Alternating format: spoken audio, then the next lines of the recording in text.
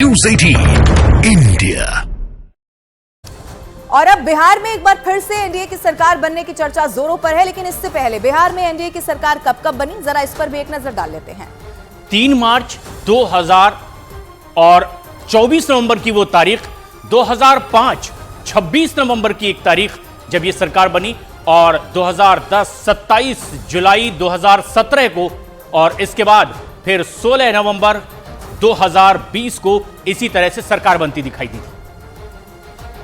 अब आज पटना में भारतीय जनता पार्टी की एक बड़ी बैठक होने जा रही है। विधायक दल और बीजेपी बिहार की प्रदेश कार्यकारिणी की बैठक बुलाई गई है। और सबसे खास बात यह कि बैठक में बीजेपी के एमएलए, एमएलसी सहित पार्टी के वरिष्ठ नेता भी शामिल होने वाले हैं। आपको यह भी बताते चलें कि इस बैठक में शामिल होने बिहार बीजेपी प्रभारी विनोद तावड़े आज पटना आने वाले हैं। और वहीं बिहार में जारी राजनीतिक सियासत के बीच में दिल्ली में कल फिर से बीजेपी की अहम बैठक हुई है, और बैठक में बीजेपी के राष्ट्रीय अध्यक्ष जेपी नड्डा, केंद्रीय गृह मंत्री अमित शाह और बीजेपी के राष्ट्रीय महासचिव बीएल संतोष, बीजेपी महासचिव विनोद तावड़े, जो कि बिहार में पार्टी के प्रभारी हैं, वो भी मौजूद थे। ये सब कोई हम लोगों के स्तर पर कोई बात नहीं है, एकदम क्लियर रही है। बिहार भारतीय जनता पार्टी जिस तरह लड़ते रही है और आगे भी लड़ते रही है। किसके खिलाफ लड़ती है? मोदी कह रहे हैं कि दरवाजा खुलता भी है और इस स्थिति अब के अनुसार दरवाजा बंद होता है। जो बोले हैं उनसे पूछिए। दरवाजा खुलेगा फिर से नीतीश सर, आप अपनी पगड़ी खोलेंगे? पगड़ी आपने बांधा था, एक सौगंध लिया था। पगड़ी खोलेंगे? समय आने वाला नजदीक। देखिए, स्पष्ट रहिए, हमारी बैठक लोकसभा चुनाव के अंतर्गत हो रहा है। पगड़ी का जवाब मैं पगड़ी के समय दूंगा। और बिहार में इस सियासी उठापटक के बीच आरजेडी और जेडीयू की तकरार में खुद का नुकसान होते देखकर कांग्रेस भी अब एक्टिव हो गई है। कांग्रेस ने विधायक दल की बैठक बुलाई है। हालांकि कांग्रेस की बैठक पटना से बाहर पूर्णिया में बुलाई गई है। कांग्रेस ने बिहार में अपने सभी विधायकों को पूर्णिया बुला लिया है, जहां ताजा राजनीतिक हालात पर चर्चा करने की बात कही जा रही है।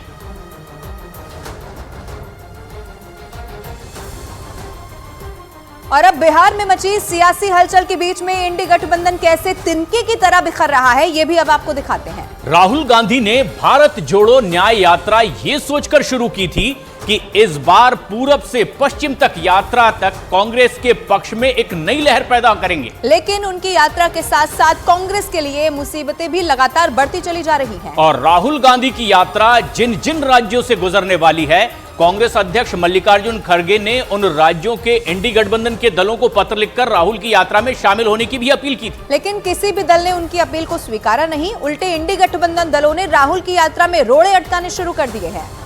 और सबसे खास बात ये, ममता बनर्जी ने राहुल गांधी की यात्रा को सिलीगुड़ी में आने से ही रोक दिया। तो वहीं बंगाल के बाद राहुल की यात्रा बिहार से होकर गुजरने वाली थी, लेकिन बिहार में आने से पहले ही इंडी गठबंधन बनाने में सबसे अहम भूमिका निभाने वाले नीतीश कुमार के पाला बदलने की चर्चा अब जोरों पर है। और ऐसे में सूत्रों के हवाले से जो खबर आ रही है कि पूर्णिया में यात्रा के दौरान राहुल गांधी की होने वाली रैली ही रद्द हो सकती है, और ये एक बेहद अहम और बड़ी खबर भी है। और इसीलिए माना जा रहा है कि राहुल गांधी को, खास तौर पर कांग्रेस को, ये बहुत बड़े झटके के तौर पर देखा जा सकता है। हालांकि कांग्रेस की मुश्किलें सिर्फ यहीं खत्म होने का नाम नहीं ले रही है। सूत्रों के हवाले से खबर यह है कि बिहार कांग्रेस में एक बड़ी टूट बहुत जल्द सामने आ सकती है। अब दावा यह भी है कि कांग्रेस के कई विधायक बीजेपी और जेडीयू के संपर्क में बताए जा रहे हैं। और बिहार में कांग्रेस के कुल मिलाकर 19 विधायक हैं, और सूत्रों के हवाले से जो खबर आ रही है, इनमें से 10 विधायक बीजेपी और 9 विधायक जेडीयू के संपर्क में लगातार बने हुए हैं। अब मुश्किलें कांग्रेस की यहीं खत्म नहीं होती। कांग्रेस के ही सूत्रों की अगर माने तो बिहार कांग्रेस के 13 विधायकों के मोबाइल फोन भी बंद हैं। बिहार में सियासी उलटफेर के खबरों के बीच बड़ी खबर सामने आई है। सूत्रों से मिली जानकारी के मुताबिक कांग्रेस 2 भाग में बंटने के लिए तैयार है। बिहार में कांग्रेस के कुल 19 विधायक हैं, जिसमें 10 विधायक बीजेपी के संपर्क में हैं, तो 9 विधायक जेडीयू के संपर्क में हैं। ऐसे में अगर सरकार बनाने के लिए कांग्रेस टूटती है तो बिहार में शायद ही कांग्रेस के कोई विधायक उनके पार्टी में बच पाए। साफ तौर पर समझा जा सकता है कि बिहार में जिस तरह से सियासी उलटफेर की खबरें सामने आ रही हैं, जिसमें नीतीश कुमार पुराने गठबंधन यानी महागठबंधन को छोड़कर एनडीए में जाने का मन बना लिए हैं, तो वहीं अगर जरूरत पड़ी सरकार में विधायकों की, तो दोनों तरफ कांग्रेस के जो 19 विधायक हैं उसमें से 10 विधायक बीजेपी के संपर्क में हैं, तो 9 विधायक जेडीयू के नेताओं से बात कर रहे हैं। ऐसे में साफ तौर पर समझा जा सकता है कि अगर कांग्रेस टूटी तो शायद ही कांग्रेस के बिहार में विधायक बच पाए। हैं उनकी कोई पुष्टि नहीं है। अब हमारी पार्टी के ताल्लुक से भी एमएलए जो कि हमारे साथ पार्टी के साथ चट्टानी एकता के साथ खड़े हैं और उनके बारे में भी अनर्गल बयान चला आ रहा है। और उधर आज नीतीश कुमार बक्सर दौरे पर रहने वाले हैं, जहां वो कुछ परियोजनाओं का उद्घाटन करेंगे। लेकिन इसी बीच जेडीयू ने भी कल विधायक दल की बैठक बुलाई है और इसमें सूबे के ताजा हालात पर चर्चा हो सकती है, या फिर विधायकों के मन को फिर से टटोला जा सकता है। और इसके साथ ही जेडीयू ने सभी सांसदों को भी पटना तलब कर दिया है और यहां उनकी अलग से बैठक होने वाली है, यानी जेडीयू भी अपने तमाम विधायकों के साथ चर्चा करके पार्टी को एकजुट करने और एकजुट नया फैसला लेने की तैयारी में है।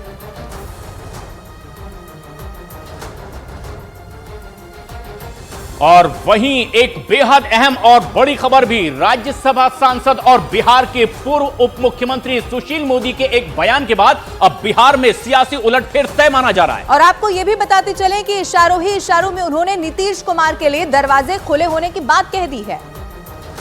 जो दिल्ली में भी कहा था कि राजनीति में कोई दरवाजा परमानेंट बंद नहीं होता, आवश्यकता के अनुसार दरवाजा खुलता रहता है, बंद होता रहता है।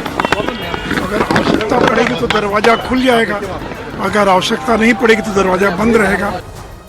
और उधर सियासी उठापटक के बीच बयानबाजी भी जोरों पर दिखाई दे रही है। आरजेडी ने कह दिया है कि लालू यादव को कोई धोखा देने में सक्षम नहीं है। तो वहीं जेडीयू ने कहा है कि नीतीश कुमार फ्रंट फुट पर हैं और इसी तरह से वो हमेशा राजनीति करते हैं। हमारे लालू प्रसाद यादव जी को आज तक न कोई धोखा दिया है और न दे सकता है। इतना क्षमता है उनमें, और वो जनता और धोखा को दे भी सकता है तो जनता धोखा देगी, किसी और में कोई क्षमता। माननीय नीतीश कुमार जी असमंजस की राजनीति नहीं करते। नीतीश कुमार जी सीधे तौर पर राजनीति करते हैं और हम न असमंजस में जनता को रखते हैं, न हम अपने दल के कार्यकर्ताओं को रखते हैं, न किसी को रखते हैं। अब जिनके मन में असमंजस है वो जाने। इस पूरी उठापटक के बीच कांग्रेस ने नीतीश कुमार को मौसम वैज्ञानिक बताते हुए प्रधानमंत्री पद का उम्मीदवार नहीं बनाए जाने पर दूसरी राह पर जाने का आरोप लगा दिया। तो आपको यह भी बता दें कि जेडीयू ने राजनीति को संभावनाओं का खेल करार दे दिया है। वहां जो भी स्थितियां बनी हैं उसका मुख्य कारण नीतीश जी की बार बार पाला बदलने की सियासत है। एक ज़माना था वो लालू जी का विरोध करके सत्ता में आए, फिर वो एकदम एक रात में ही लालू जी के पक्ष में हो गए, फिर वो लालू जी के विरोध में आए, एक बार वो मोदी जी के साथ आ गए, फिर वो मोदी जी से अलग हो।